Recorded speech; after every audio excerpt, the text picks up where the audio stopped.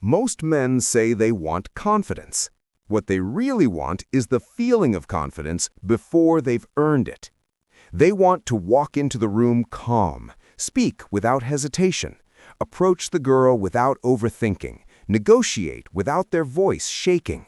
And they think the solution is mental, a better mindset, a better affirmation, a better morning routine. But confidence is not built in your head. It's built in your nervous system. Let me explain.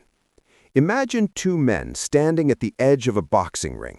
One has watched 100 fights on YouTube, knows the terminology, understands the footwork in theory.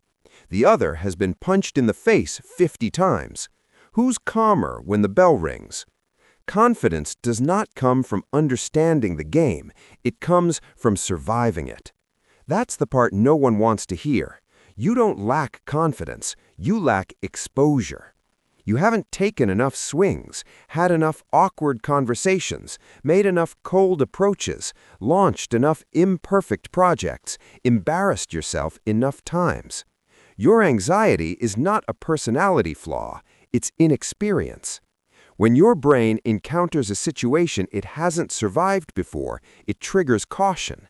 That caution feels like self-doubt, but it's just unfamiliarity. The first time you drive a car, your hands are tight on the wheel. The 50th time, you're relaxed, not because you read a book about driving confidence, because you have reps. That's what real confidence is, memory of survival. This is why mindset-only confidence collapses under pressure.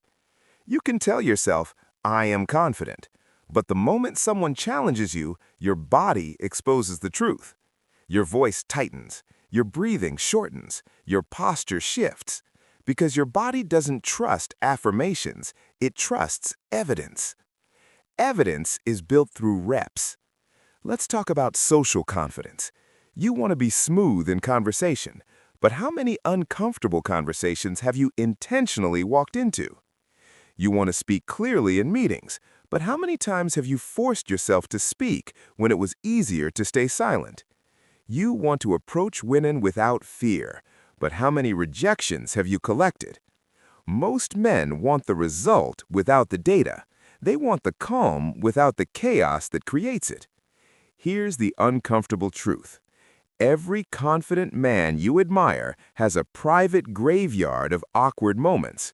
He has said the wrong thing, misread the situation, been ignored, been rejected, looked stupid.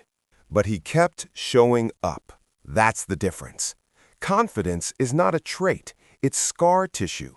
It's what forms after friction, and friction only comes from action. There's a psychological principle called exposure adaptation. The more frequently you face a stimulus without dying, the less your brain treats it as a threat. Public speaking stops feeling like danger. Approaching strangers stops feeling like risk. Negotiating stops feeling like confrontation. Not because you became special, because you became familiar. Familiarity breeds calm. Calm reads as confidence. So instead of asking, "How do I become more confident?" ask a better question. How can I increase my reps? If you struggle socially, set a daily quota of uncomfortable interactions. If you struggle professionally, volunteer to speak first. If you struggle with discipline, train when you don't feel like it. Stack proof, because proof rewires identity. When you have 50 memories of acting despite fear, your self-image shifts. You stop seeing yourself as a nervous guy. You start seeing yourself as someone who handles things. That identity change is earned, not imagined. There's another layer to this. Reps don't just build familiarity, they build competence. And competence is the backbone of durable confidence. You're confident in the gym after years of lifting because you know what you're doing. You're confident in a subject you study deeply because you've built intellectual capital. You're confident in a business skill because you've executed it repeatedly. Competence creates certainty. Certainty slows your movements. Slowed movements signal control. Control signals status. Notice how this works. Confidence is not the starting point. It's the visible byproduct of preparation and repetition. The man who looks calm under pressure is usually the man who has experienced that pressure before. He's not fearless, he's familiar. That's the shift. Stop chasing the feeling, start chasing the reps. Embrace awkward, collect rejection, seek pressure, volunteer for discomfort. Every rep is a vote for a new identity. Every uncomfortable action is evidence against your old self-image. You don't need more positive thoughts, you need more proof. Because once your brain has enough evidence that you can handle something, it stops panicking. And when panic disappears, what remains looks like confidence. So the next time you catch yourself saying, "I just need to be more confident," replace it with this: "I need more reps."